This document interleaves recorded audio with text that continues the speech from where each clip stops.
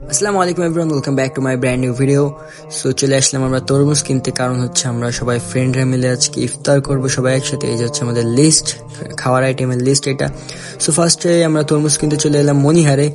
So দেখতেছি তরমুজটা লাল হয় নাকি। আলহামদুলিল্লাহ, আল্লাহর রহমতে তরমুজটা অনেক ভালো ছিল, আর ভিতরে অনেক লালও ছিল, অনেক মজাও ছিল, অনেক মিষ্টিও ছিল। এটা হচ্ছে ইফতারে করছিলাম তখন এখন আগের থেকে বলতেছি, কারণ ভিডিও তো আগের। অ্যান্ড সব বন্ধুরা একসাথে যাচ্ছি যে কেনাকাটা করতে।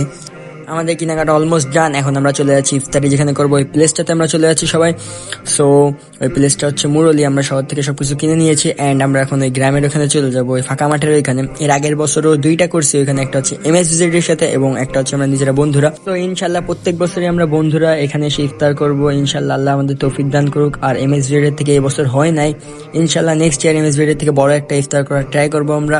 আর এই যে আমি বানাতে শুরু করলাম মহব্বতের শরবত। শরবত বানাইতে মনে পড়ে গেল এই শরবতটা আমার বন্ধুরা অনেক পছন্দ করে, যারা যারা আমাদের দেশে ইফতার করছে এর আগের বছর, তারা সবাই অনেকে পছন্দ করছিল। সবাই তো বাড়িও নিয়ে গেছিল শরবত বোতলে করে। আর এই কথার থেকে একজনের কথা মনে পড়ে গেল, বাট আজ সে আমাদের মাঝে নাই, তাকে আমরা খুব মিস করতেছি এই ইফতারে। তাহলে আপনাদেরকে ফুল স্টোরিটা ডিটেলসে বলা যাক যে কি কি হয়েছিল। গত বছর এই সময় আমাদের সাথে আমাদের একটা বন্ধু ছিল, মানে তার জন্যই মূলত, তার স্মরণে প্লাস আমরা সবাই একত্রিত হতে পারি, যাতে আবারও একসাথে হতে পারি।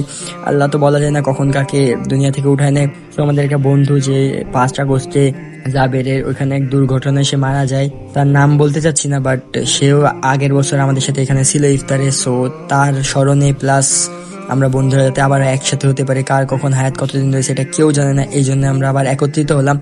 সো আমরা তার বাবাকেও রাখতে চেয়েছিলাম আমাদের সাথে, বাট আঙ্কেল একটু ব্যস্ত ছিল বলে আঙ্কেল আসতে পারি নাই। আঙ্কেল আসলে আমরা আরো খুশি হতাম। আর আঙ্কেলের একটু কাজ ছিল, কারণ আঙ্কেলকে রাখার মূল কারণ হচ্ছে আঙ্কেল যদি আমাদের সবাইকে দেখে এখানে একসাথে একত্রিত ভাবে, তাহলে আঙ্কেলের মনটাও ভালো হতো।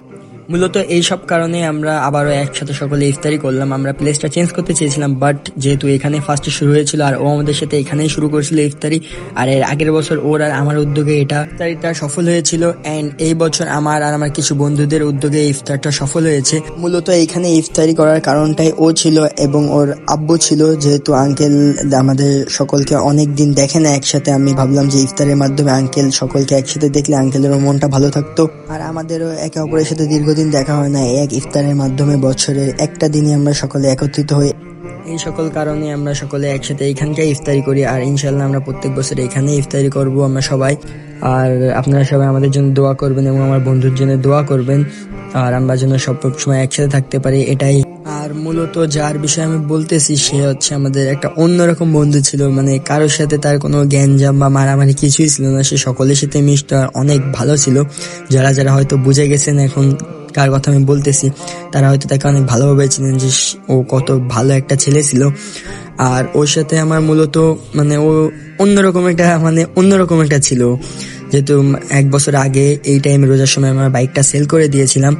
সো ও এটা যখন জানতে পারছে যে আমার কাছে কোনো বাইক নাই, ওর কাছে তখন বাইক ছিল, আমাদের দুজনের সেম বাইকই ছিল, প্রায় একসাথেই কিনছিলাম এক সময়, FZS ভার্সন 2। ওটা দেখে মূলত আমার কেনা বাইকটা। আর যেহেতু ও যখন জানতে পারছে আমার কাছে বাইকটা নেই, আমাকে বাইকটা আমি সেল দিয়ে দিয়েছি। সো তারপর ও আসতো, এর আগের বছর রোজায় ও আসতো, এসে আমার ঘোরাতে নিয়ে যাইতো এদিক ওইদিক। প্লাস যখন ইফতার আমরা করবো আমরা একসাথে সিলেক্ট করছি, ও আমাকে অনেক প্লেসে গিয়েছিলাম আমরা, হামিদপুর ওই সাইডে, প্লাস এই সাইডে লাস্টে ওর আর আমার এই জায়গাটা পছন্দ হয়েছে বলে আমরা এখানে ইফতারি করা শুরু করছিলাম। এমনিতেও অনেক ভালো মনের একটা মানুষ ছিল, এটা ভাই মন থেকে আমি বলতেছি, যে এখন ও নাই বলে আমি এমন বলতেছি এমন না, যারা ওকে চিনে তারা ভালো করে জানে ও কেমন ছিল। সো ওর হায়াতটা হয়তো এই পর্যন্তই ছিল।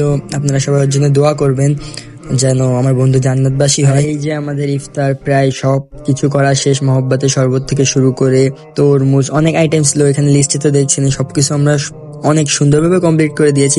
আমাদের আরো কিছু বন্ধুদের আসার কথা ছিল, বাট তারা কিছু কিছু কারণে আসতে পারে নাই। সো ইনশাল্লাহ নেক্সট ইয়ারে তারা সকলে আসবে, আমাদের সাথে থাকবে। আরো আমাদের যত বন্ধু এই বছর থাকতে পারেনি ইনশাল্লাহ তারা সকলে সামনে বছর থাকবে, এটাই আশা করি সবার থেকে। আর যারা যারা এই ভিডিও দেখতেছে আসে নাই, তারা হয়তো অনেক মিস করতেছে, বাট বিষয় না, সামনে বছর ইনশাল্লাহ আমরা 2টা ইফতারি করবো, এই জায়গায় 2বার করবো। সো আজকে ভিডিওটা ছিল এই পর্যন্ত, ইনশাল্লাহ দেখাবে কোনো নেক্সট ভিডিওতে। ততদিন পর্যন্ত ভালো থাকবেন, আল্লাহ হাফেজ, পিস।